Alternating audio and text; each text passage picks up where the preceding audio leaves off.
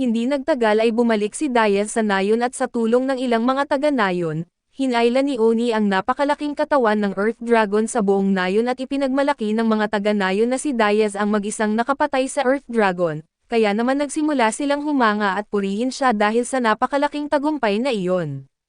Nang maayos nang nalapag ang katawan ng Earth Dragon, tahimik lamang na pinanood ni Diaz ang masayang pagdiriwang ng mga taga-Nayon subalit hindi niya maiwasang magtaka kung bakit sila ganoon kasaya, dahil para sa kanya ay hindi naman malaking bagay ang talunin ang Earth Dragon.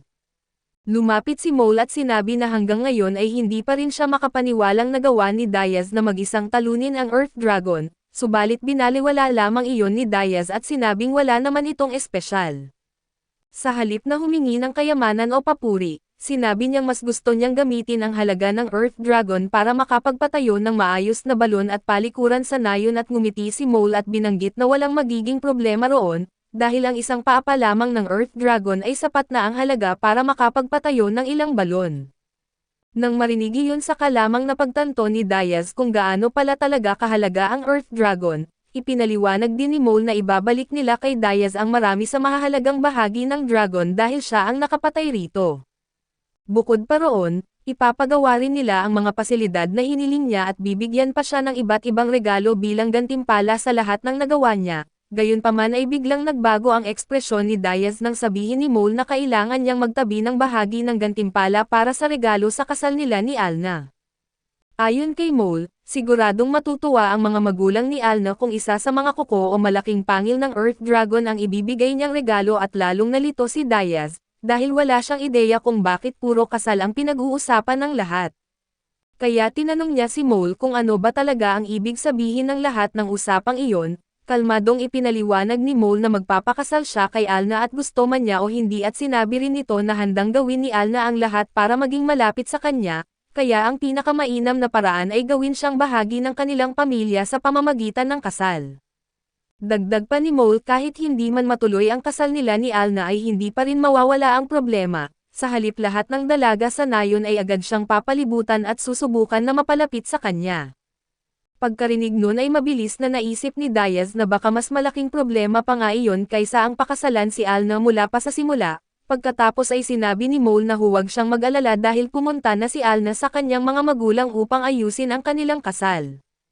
Pagkarinig ni Diaz doon, naisip niyang iyon marahil ang dahilan kung bakit matagal na niyang hindi nakita si Alna, kaya tinanong niya si Mole kung ibig bang sabihin noon ay opisyal na silang magkasintahang nakatakdang ikasal.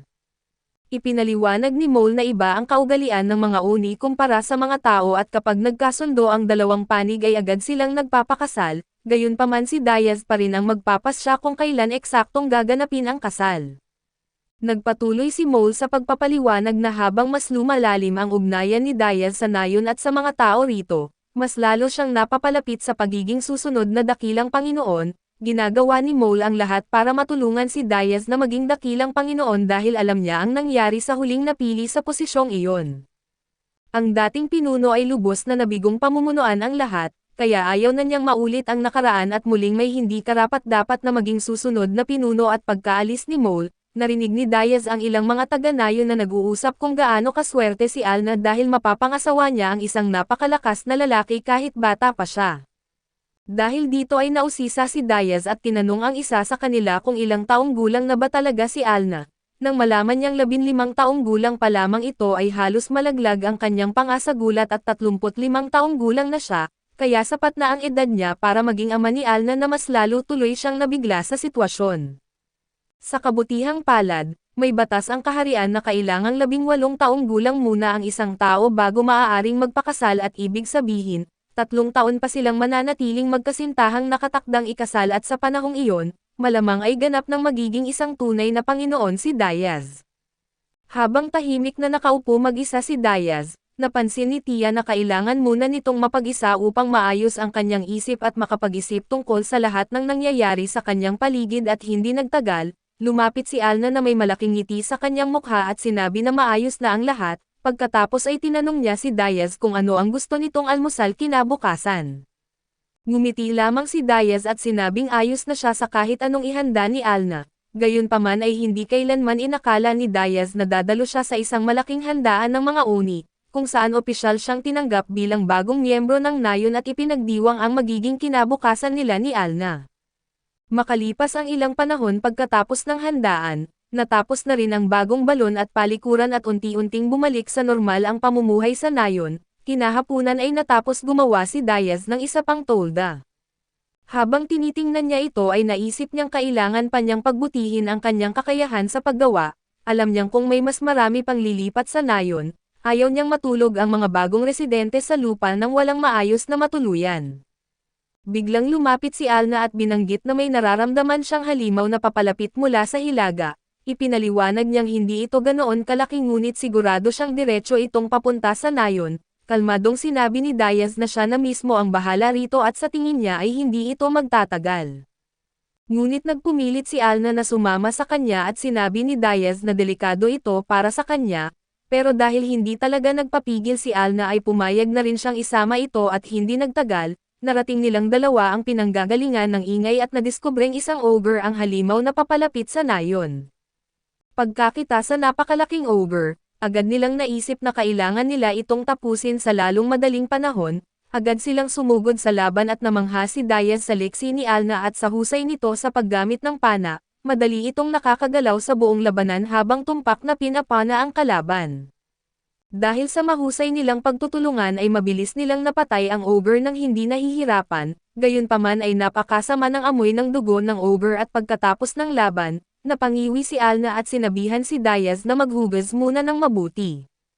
Hindi niya ito papayagan na pumasok sa bahay habang ganoon pa rin ang amoy nito, dahil doon ay wala nang nagawa si Diaz kundi maglinis muna bago umuwi at kinabukasan. Malalim ang iniisip ni Diaz habang inaalala ang nangyari noong nakaraang araw. Sa halip na may makilala silang mga bagong tao na maaaring maging bagong mamamayan ng nayon, isa na namang mapanganib na halimaw ang kanilang nakalaban at bigla namang tumakbo si Alna papunta sa kanya at masayang ibinalitang buntis na sila at magkakaroon na sila ng anak. Ngunit agad ding nalinaw na hindi pala sila ang tinutukoy ni Alna.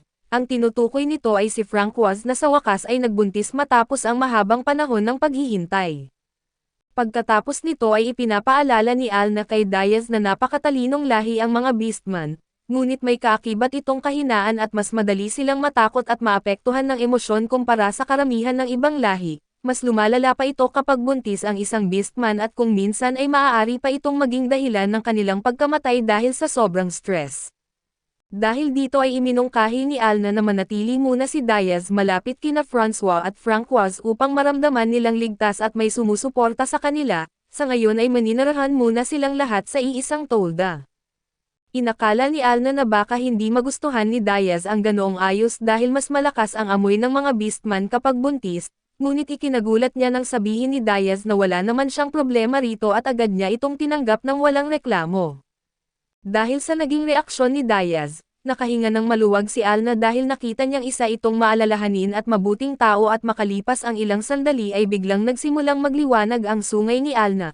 Senyales iyon na may mga halimaw o mga hindi kilalang bisitang papalapit. Mabilis na ipinahayag ni Alna na nararamdaman niyang may 10 kabalyerong papalapit mula sa silangan. Agad na naisip ni Diaz na iyon din ang direksyon ng kabisera ng kaharian ngunit wala naman siyang inaasahang bisita. Kaya lalo siyang naghinala. Nagpasya si Diaz na siya mismo ang mag-imbestiga habang naiwan si Alna sa nayon upang magbantay, mabilis siyang tumakbo sa malawak na kapatagan at hindi nagtagal ay nakita niya ang grupo ng mga manlalakbay. Noong una ay naghanda siyang lumaban kung sakaling kalaban ang mga ito, ngunit agad nagbago ang kanyang ekspresyon nang makita niya ang matagal na niyang kaibigang si Klaus at agad niya itong sinalubong ng mahigpit na pakikipagkamay at tinanong kung bakit ito napadpad sa ganoong kalayo na lugar. Ipinaliwanag ni Klaus na ang babaeng kasama nila ang tunay na sadya kay Diaz, wala namang ideya si Diaz kung sino ang babae kaya dinala niya ang buong grupo sa kanyang tolda upang doon sila makapag-usap ng private. Pagdating doon, napagtanto niyang tama ang naging desisyon niyang itago ang lahat maliban sa mismong toldang ginawa niya at nangako kasi siyang ililihim ang tungkol sa nayon ng mga uni, at ang ipaliwanag iyon sa mga estranghero ay siguradong magdudulot lamang ng maraming problema. Nang makaupo na ang lahat ay nagpakilala ang dalaga bilang si Diane, ang ikatlong prinsesa ng kaharian at tinanong niya si Diaz kung ginagawa pa ba ang kanyang mansyon dahil wala siyang nakitang kahit anong bakas ng tahanan ng isang maharlika sa paligid. Ipinaliwanag ni Diaz na wala siyang mansyon at wala rin siyang mga katulong, ang nag-iisa niyang tahanan ay ang toldang nasa harapan nila at kahit simple lamang ito, siya mismo ang gumawa nito at maraming oras ang ginugol niya para maitayo iyon. Nagulat si Diane nang malaman niyang si Diaz mismo ang gumawa ng lahat ng nasa paligid, lalo na't ang alam niya ay binigyan ito ng hari ng malaking gantimpala at napakaraming pera upang makapagsimula ng bagong buhay. Ngunit ikinagulat niya nang sabihin ni Diaz na wala siyang natanggap kahit isang barya mula sa hari at sa halip, iniwan lamang siya sa gitna ng kawalan ng walang pagkain o tubig para mabuhay. Pagkatapos ay tinanong ni Diaz si Diane kung ano ang dahilan ng pagpunta nito sa ganoon kalayo na lugar, ipinaliwanag ni Diane na malapit nang sumiklab ang isang digmaan malapit sa kabisera, kaya humingi sila ng tulong dahil kinikilala na ngayon ng mga tao si Diaz bilang bayaning nagligtas sa kaharian. Bilang kapalit ng kanyang tulong ay inalok pa ni Diane na pakasalan siya, ngunit wala nang balak si Diaz na makisali pa sa isa pang digmaan at kakabuntis pa lamang ni Francoise, at mas mahalaga sa kanya ang protektahan ang kanyang pamilya. Kaya mahinahon niyang tinanggihan ang alok ni Diane at magalang na hiniling na umalis na ito kung iyon lamang ang dahilan ng pagpunta nito. Nagalit ang isa sa mga gwardya ni Diane nang marinig na tinanggihan ni Diaz ang alok ng prinsesa, agad nitong iwi na siwas ang espada upang takutin si Diaz. Ngunit bago pa man siya tamaan ng espada ay kusang kumilos ang katawan ni Diaz at sa isang mabilis na galaw, sinasalag niya ang pag-atake at nabiyak ng malinis sa gitna ang espada ng gwardya sa iisang hampas lamang, muling naghanda ang gwardya na umatake ngunit mabilis siyang pinigilan ni Klaus. Sinabi niya sa lahat na walang saysay ang pakikipaglaban kay Diaz, dahil kahit sabay-sabay pa silang umatake ay wala pa rin silang kahit kaunting pag-asang matalo ito. Pagkaalis ng grupo ay tumingin sa paligid si Diaz at napagtanto niyang napalakas yata ang kanyang ginawang pag-atake. Nasira nito ang banig sa loob ng tolda, kaya agad niyang naisip na siguradong papagalitin siya ni Alna dahil sa nagawa niyang kalat, samantala ay tahimik na umalis si Diane habang may sama ng loob kay Diaz dahil tinanggihan nito ang kanyang kahilingan at maging ang alok nitong kasal. Paglabas ni Diaz ng tolda ay biglang lumitaw sina Alna, Francis, at Francoise, matagal na silang nagtatago sa malapit habang pinagmamasdan ang buong pangyayari. Ipinaliwanag ni Alna na lahat ng taong kasama ni Diane ay umalis na may pulang aura, maliban sa isang tao na nanatiling kulay asol ang aura. Ayon kay Alna ang pulang aura ay nangangahulugang may masama na intensyon o pagkapuot, habang ang asol na aura naman ay tanda ng tiwala at mabuting hangarin at pagkarinig nun, agad naisip ni Diaz na si Klaus lamang ang taong may asol na aura. Kinabukasan, nagising si Diaz dahil sa mabangong amoy ng almusal habang naghahanda ng pagkain si Alna at habang nagluluto, bigla nitong sinabi na may isang taong gumagala sa paligid ng nayon at ang kakaiba, hindi ito tila may hinahanap at basta lamang naglalakad ng walang malinaw na direksyon. Inakala ni Diaz na isa lamang itong manlalakbay na naligaw kaya nagpa siyang tingnan ito mismo. Sumama rin sina Alna, Francis at Francoise kaso ginamit nila ang kanilang kakayahang magtago upang hindi sila makita ng bisita. Matapos maglakad sa lambak ng ilang sandali, nakita ni Diaz ang manlalakbay at agad niyang nakilalang si Klaus pala iyon. Pagkikita nila ay napansin ni Diaz na wala na itong suot na baluti at hindi na rin dala ang kanyang espada.